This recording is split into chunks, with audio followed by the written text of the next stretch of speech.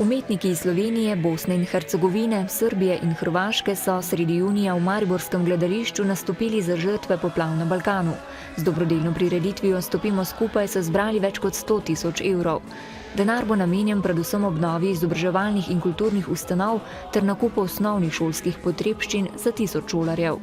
V posebni oddaji Tele1 Barve prijateljstva predstavljamo utrinke neposrednega prenosa na televiziji Slovenija in dogajanje v zaodrju. Vabljeni v družbo umetnikov v sredo, 23. julija, 5 minut čez 20. na televiziji Maribor.